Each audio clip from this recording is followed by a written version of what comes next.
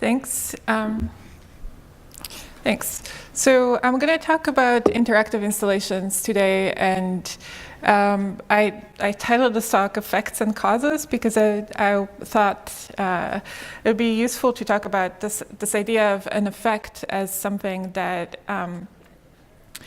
that feels like magic, right? That's something that we can produce with technology for an experience that has this specific quality.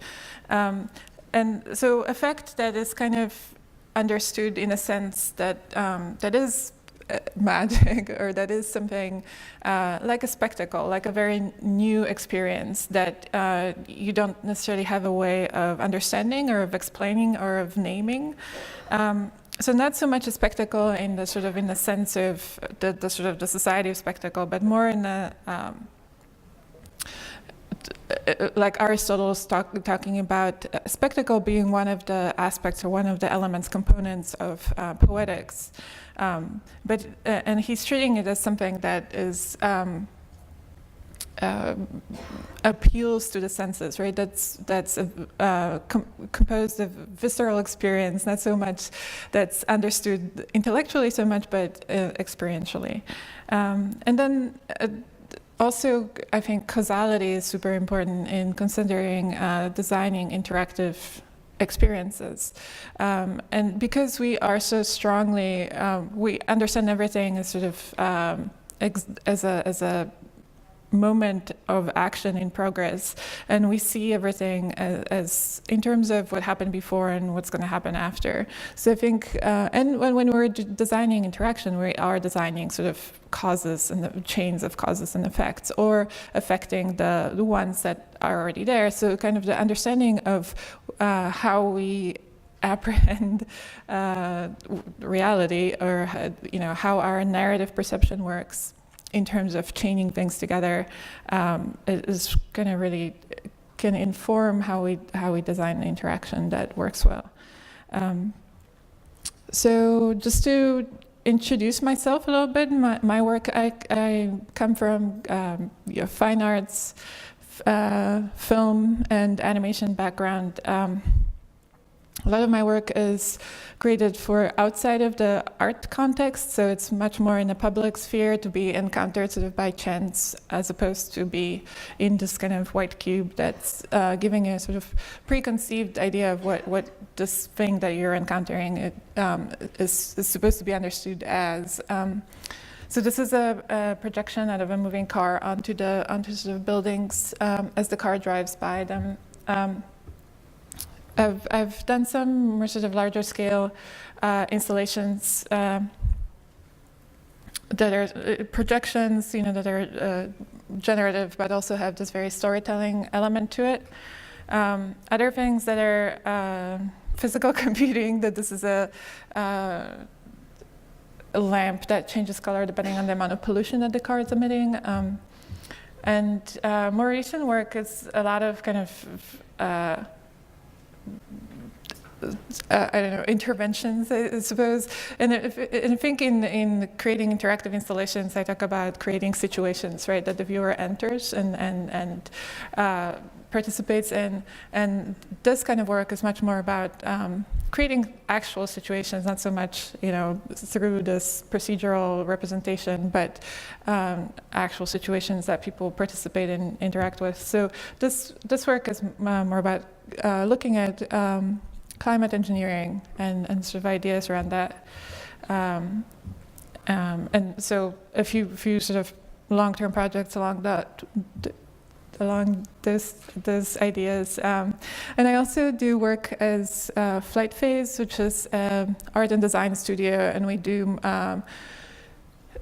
commercial projects that are sort of on the border of art and design, art and technology, and are much more about formal explorations a lot of the time than the projects I'm going to show you today. So this is, the first project I was going to talk about is, this is called Sniff. It's a I don't think I'm talking to this. It's a projection, a rear projection onto a storefront window that sort of is along the public walkway, a pedestrian walkway, so that people really do sort of encounter this in their daily lives. And so the projection is of a dog that knows where people are, will follow people around, will pick a person that he thinks he's most interested in, and sort of he creates these relationships with all the people that he's interacting with. So his behavior is altered by the interactions that he has, and his kind of emotional state is altered by it, and his behavior. So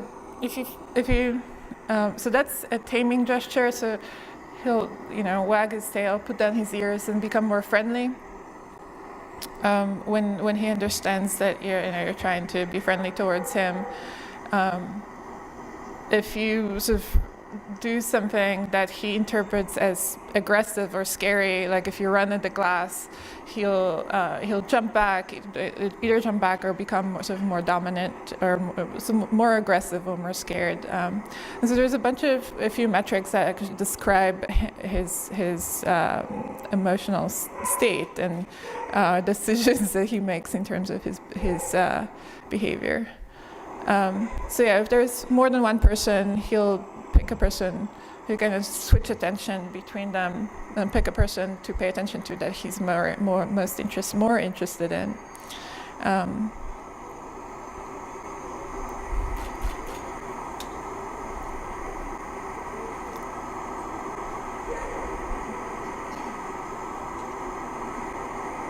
if there's a big group of people around, he'll be just much more enthusiastic in general. I mean, just like a normal dog would be kind of hyperactive and jump around and really switch attention between many different people really quickly.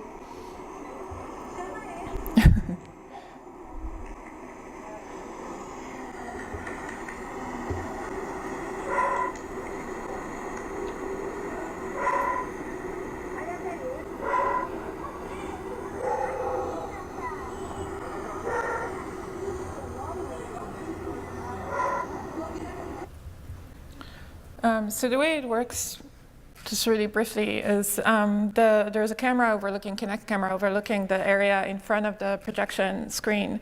And so that footage or that video is analyzed to do blob tracking essentially, and send that information of the position of the people and sort of how fast they're moving to Unity, a game engine in which the dog is rendered. So the dog, the CG model of the dog has been created in Blender. That's brought, and all the animations are created in Blender, brought into Unity, and Unity control sort of creates the description of the dog as the entity that it is, and it sort of renders him and moves him around and expresses his emotional state that's dependent on the interactions that he has. So, speaking of this, like how do these interactive experiences kind of function is something that we really engage with. This is a quote from Ben Judd, who was describing an encounter with a wild animal in the wild. So he's described it as, I have never had that combination of experiences before, so I don't know how to describe it. It's almost so new that I can't quite see it.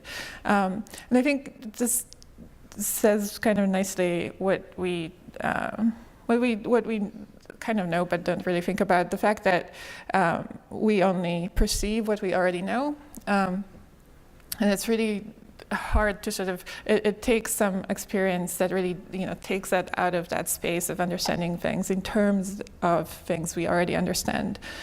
So I think that's the aim of these kinds of installations, to create the space of novelty that is not already intellectually understood. So you have to actually experience it, and you have to give it a new name and understand it in a new way.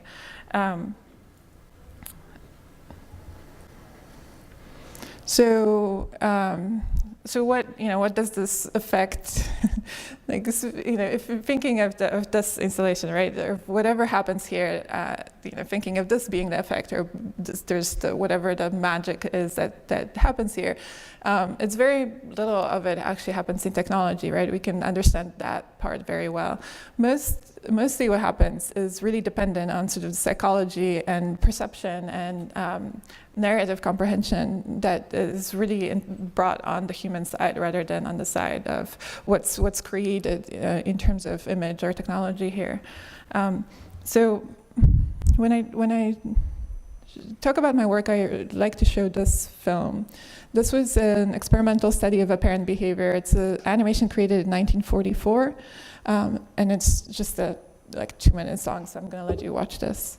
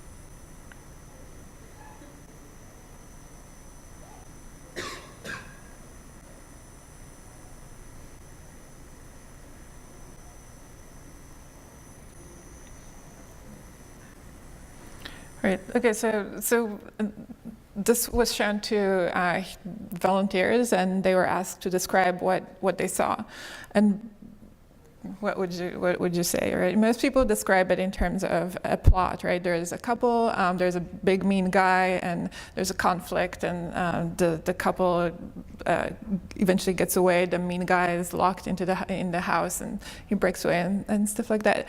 And if you think about it, what you're actually seeing are some of geometric shapes, right? And it is entirely in our narrative comprehension ability to kind of interpret things in this way that not only can we describe the events that happen here, but we describe the characters that have intentions, that have behavior, that have it's a fully dimensional world that we create out of just seeing this. And this is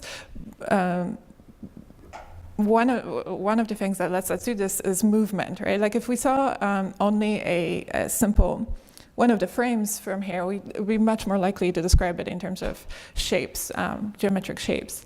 But the moment there is movement, there is causality, and there is sort of understanding of things as having agency, having behavior, again, having intentions and so on. So I've always been, I'm coming from having studied experimental animation just because I think that movement is so sort of fundamental to the way we understand things and process things. I was always interested in these kinds of experiments. But the other reason I like to show this is because I think the film itself is not that interesting. What's interesting here is the moment you start looking at people looking at this film and what happens in their head, right? What happens when we try to understand the world. And in this case, obviously, some things become really clear. So I'd like to see my projects as functioning this way too. Another thing about animation, I guess, is that it is. If we want to understand behavior, a lot of the rules for understanding behavior are really codified in animation already. It's more as an expression as opposed to as sort of a modeling of it, a simulation of it.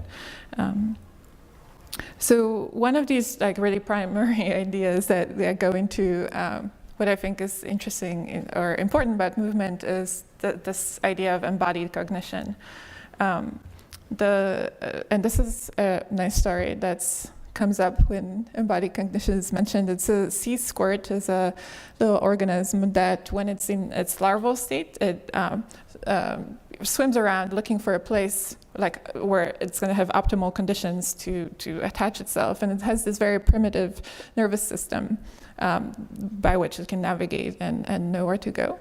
But when it actually attaches itself, when it finds a place to sit, it will devour its nervous system, right? So if we don't have to move, we don't have to think, and so this is the moral of the story being that the animal nervous system, right? The brain has evolved for reasoning about space and for controlling movement, and so there's sort of a lot of neuroscientists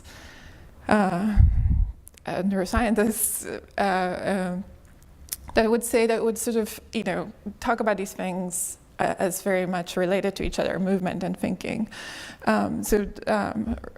Rodolfo Lianas, for example, this is a quote that exemplifies this. The central generation of movement and the generation of mindness are deeply related. They are, in fact, different parts of the same process. In my view, from its very evolutionary inception, mindness is the internalization of movement, right? So this whole idea of kind of embodied cognition has more recently been also explored through linguistics. So linguists, in particular, George Lakoff and Mark Johnson wrote this book called Metaphors We Live By. And they're talking about sort of how these basic neural pathways that were developed originally for reasoning about space got kind of, it became a template where the original reference got like bleached out, but we still use the same referent for reasoning about more abstract ideas. And if you look at our language, that's, becomes really obvious. So the metaphor is not only, in a way, kind of like a fanciful poetic language, but it's a much more of a very primary way of understanding things around us. That's closer to sort of the medium of thought than a language is. So another set of ideas that really sort of informs my work and the interaction design that I would do is this idea of surface encounters. When it comes to animals, right, we understand animals as poor in world or poor in thought, right? They don't have the interiority that humans are supposed to have, the self-reflection and the kind of the thought that's deep. So the animals live on the surface. And this means both kind of the surface as a kind of physical, visible, and the tangible body, but it's also on the surface of a sort of thinking and productivity, like mental productivity.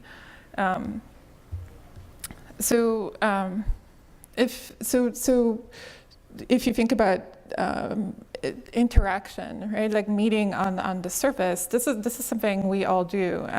And even though humans are, because we have this sort of interiority and we have the heights and the depths of that, we are often feel like we're sort of closed off from this ability to sort of use this surface to think productively on the surface. So this idea of contact is really kind of important to me. And what does this mean in terms of human and animal phenomenologies? That because we share the same physical world, right? But we live in very different world that's kind of our subjective worlds. But so what is this kind of contact zone? This sort of meeting place that we can negotiate. And as we know, sort of different social groups will negotiate contact zones socially through gestures and sort of asserting ground and creating new language, like these pidgin languages that arise out of these cultures meeting, but they're not sort of imposed from top down, but arise organically. So, so what are the sort of possibilities of bumping against our human world against the animal worlds? This is Derrida, and like famously, I don't know, he wrote this philosophical essay that was all based on an experience that he had where he was naked in the presence of his cat, and his cat was looking at him. And so he describes this sort of feeling of discomfort or shame of being looked at by a cat. And what does this mean, right? Like, what is this abyss of non-comprehension, but yet there's something similar about these subjectivities. But so the other way, so gaze being one way to sort of create this contact, another way is to think about emotions, right? Because emotions really rise to the surface. Fear is like one of these very good examples of that. So we, in psychology, it's like a really established thing that emotion causes behavior. But at the same time, we already, it's much more complicated than that. We already know that William James in like 1800s already was talking about, he posed this question: do we run from a bear because we're afraid, or are we afraid because we run? And what he proposed as being true is sort of the less intuitive version of this, the fact that we actually, our body reacts first, and then we, we monitor our physiology the same way that we monitor the outside world through our senses, and then interpret our state to have this conscious experience of a feeling, of a particular feeling. So our emotions, are very primary and happen sort of consciously, so to speak. So let's see, I think I can play this. So working on sniff, I would watch many YouTube videos of dogs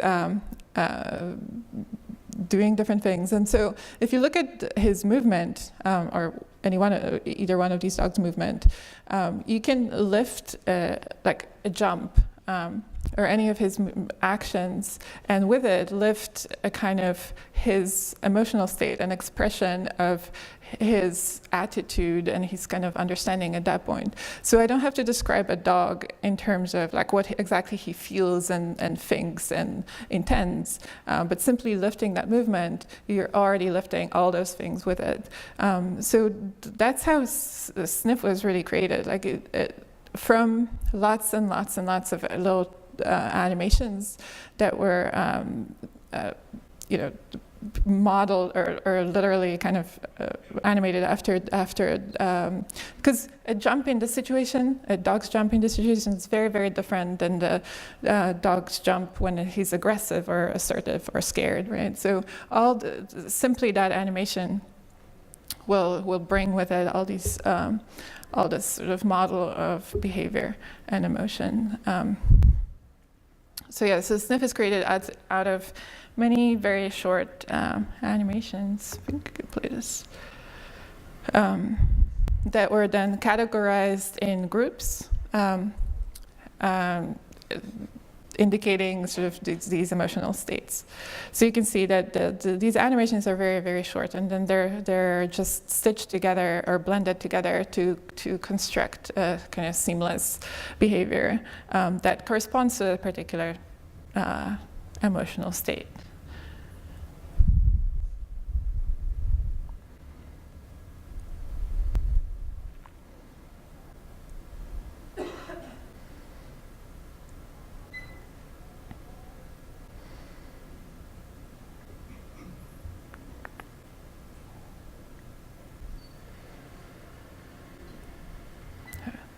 Okay, so you can see here there's very simple metrics of his actually modeling of his what the description of this dog in Unity. So there's the level of enthusiasm, the level of friendliness, the level of dominance. So at the other end of being very dominant, he would be very scared. Friendliness, he would be very unfriendly. But so that's a fairly straightforward thing. What made it work, obviously, was the sort of expression that was brought with these animations of sort of more complex emotional expression. But what gave us a lot of trouble, or actually we spent a ton of time on, was moving this dog around, and in relationship to the interaction. So if you imagine that little cube down at the bottom being the person that he interacts with, how far away he is from that, when he's, how far does the person have to go before he starts trying to catch up with it? The relationship of sort of the direction of his body to the person, the direction of his head, all the stuff was far more difficult to actually implement, and it was really kind of more important in making this appear the way it does. So I think just like in that quote I was talking about before, where the experience has to be, it's a set of experiences you might have had before.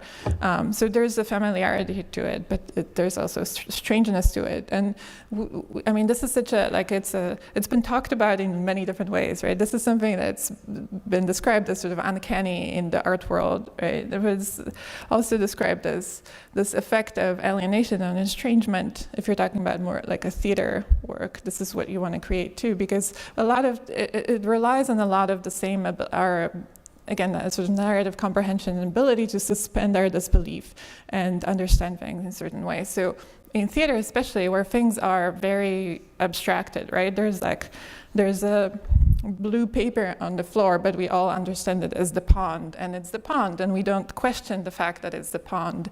And so, it's the same kind of principle that's effective in a lot of these different formats. So Ian Bogost talks about simulation gap, which is something you talk in terms of interactive installations or game design, so interaction design, where a sort of procedural model is created to represent the situation.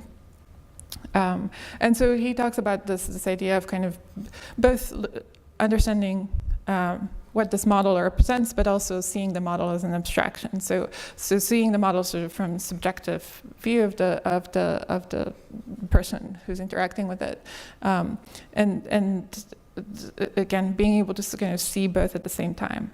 And then yet another way to talk about it is sort of positioning this effectiveness of creating a work in just like right on the threshold of things being familiar but strange. So Dune and Raby talk about critical design being closer to the everyday, where it can actually disturb things. So they talk about it being too weird and it will be dismissed as art, too normal and it will be effortlessly assimilated. If it is regarded as art, it is easier to deal with. But if it remains as design, it is more disturbing. It suggests that the everyday as we know it could be different, that things could change. I actually, I happen to be partial to think that art doesn't have to be so strange, but I think it's a good way of talking about, again, this kind of, it has to be somewhat ordinary, but it is really this impression of extraordinary that gives us this, that puts us in this space of novelty, space of kind of being able to reconceive of what it is that we're looking at, we're understanding. So I think these dogs think this is pretty extraordinary. This is a completely sort of side effect of this project, because I had no idea that dogs are actually going to understand it as a dog or as something that they're interested in one way or another. But they would come up to it and sniff his butt. So I'm imagining they see it as a dog. So yeah, in terms of what I was talking about, the surface, or sort of creating a plane of understanding, a plane of contact. Maybe it is a plane of these expressions that can become a way of communicating. Well, the other interesting thing that happened is how much the person actually imitates. Like how much, well, first of all, if you look at what actually happens is the person probably follows the dog as much as the dog follows the person when in these situations. So it's very much like when we understand ourselves to be in this feedback system, we will fill in that role. But also, if you just look at the way people act, there's so much of imitation, in this communication, sort of in this back and forth, and like changing our bodily presence to communicate or to sort of be physically with in this sort of interactive moment, in this moment of engagement with this other thing, right? So speaking of imitation, this is another project that explores interaction, or this idea of engagement and understanding the other.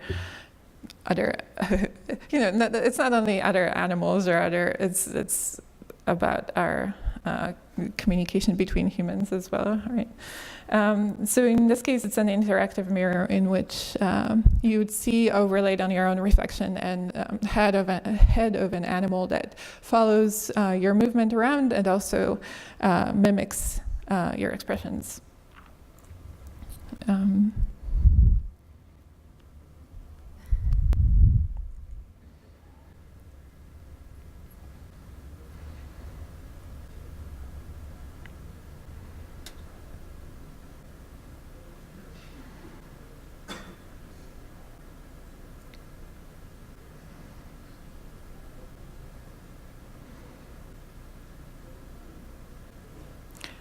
So in this project, it is, I think there's a delay in the animals following you, so it's definitely a mimicry, and you understand it as a mimicry. But also, again, when you're sort of locked in this interaction, you understand yourself as this being reflected by this thing. So the animal will do some other more animal expressions, like it will like lick its nose and move its ears, and all of a sudden you kind of understand yourselves as having done that somehow, because of our perception of interaction, or sort of what happens in these in these feedback loops of interaction.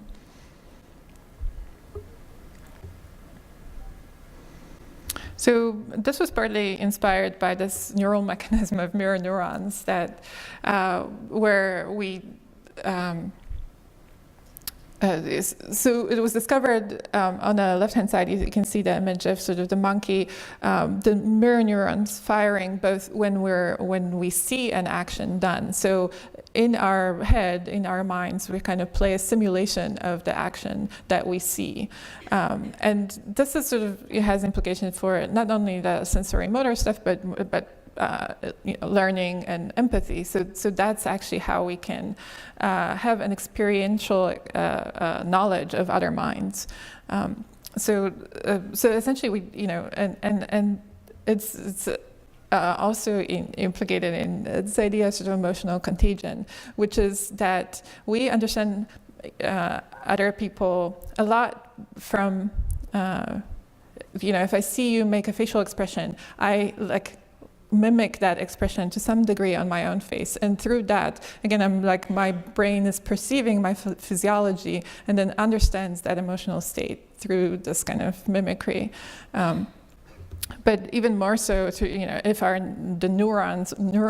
neurons are actually performing sort of the same, simulating the same action, without even necessarily the physical expression of it, then we were much more.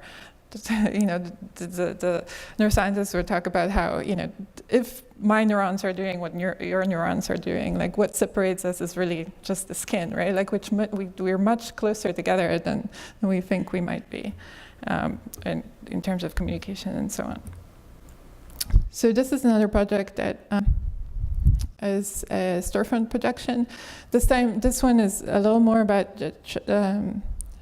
going for a narrative and exploration of, but again, a kind of social behavior, group behavior, and human behavior in these situations. So when you stand behind them, they'll kind of look back at the person that's behind, that's a pedestrian, and they give you a sort of space to look at what it is that they're looking at. And eventually, if you stand there long enough, they'll turn around and look at you, and it will become apparent that you're the performer, and they're looking at you. They'll be applauding you, taking pictures of you, and so on.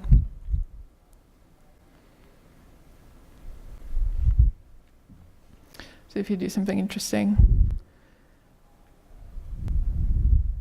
So the design was really, like, I was actually interested in this situation where the viewer kind of becomes part of the crowd by standing there, and then like he obscures this view of whatever it was that they're looking at to other pedestrians potentially. But this is not actually what was interesting about this. When this was shown in the public, this moment of them becoming turning around and looking at the pedestrian as the performer became like the primary moment of this installation. So, and people will do all kinds of things to entertain them.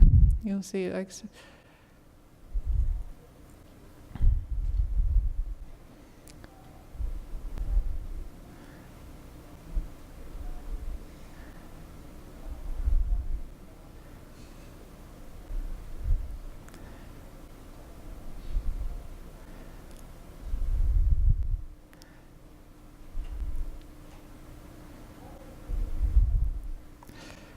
So then this becomes a little bit strange, where you're just kind of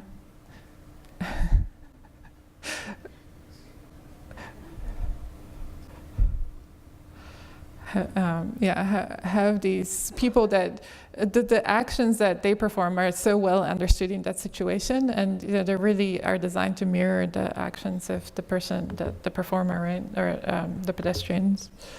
Oops. I think.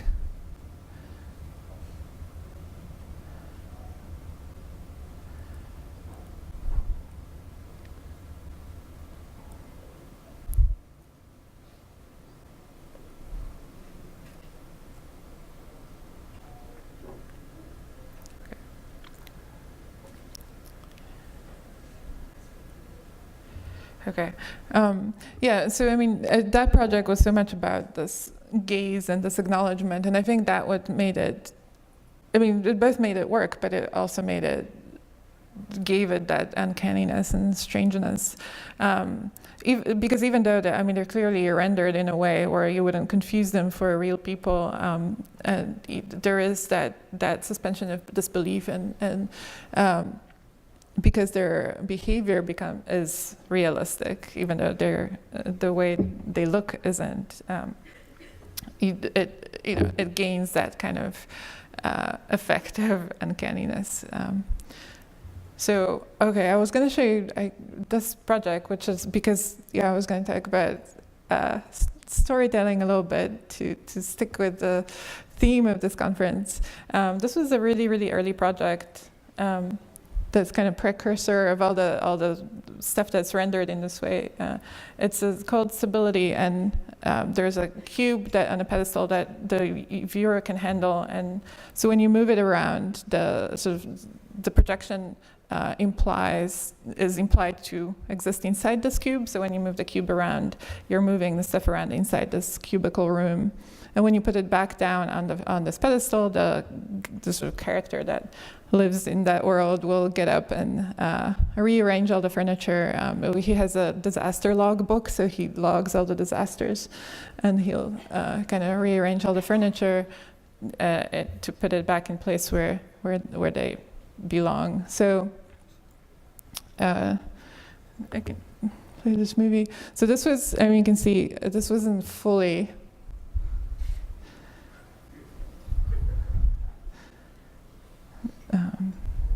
This was much more complex to actually do than I thought it would be. I mean, this being like a long time ago.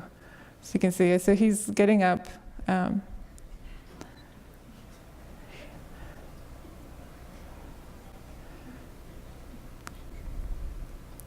This was all done in Blender game engine. Very scary. I wouldn't do it again. So there is a logbook.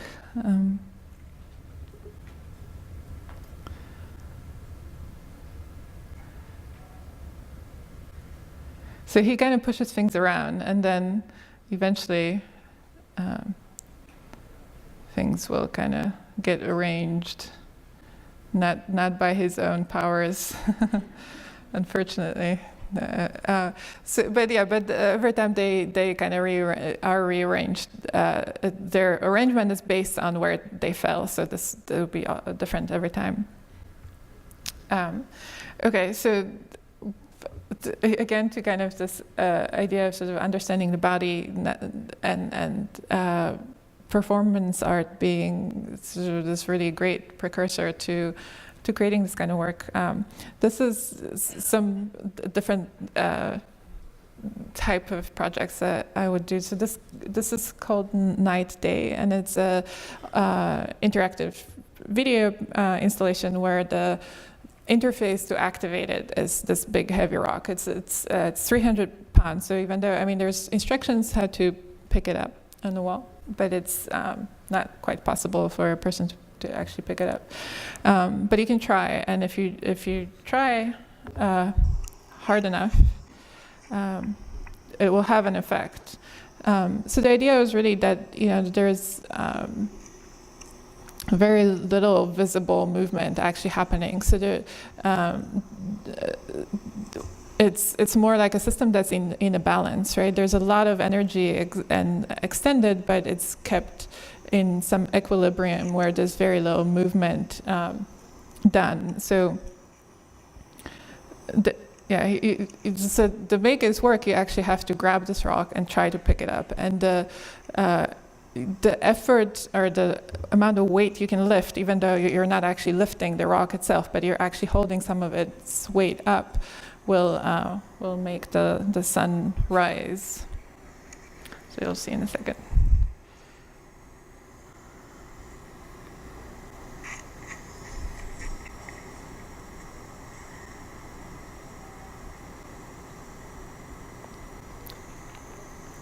So yeah, minimum movement, maximum effort. And it's actually pretty hard to do. So that's all. You can see more of my work in these 3 websites. Thank you.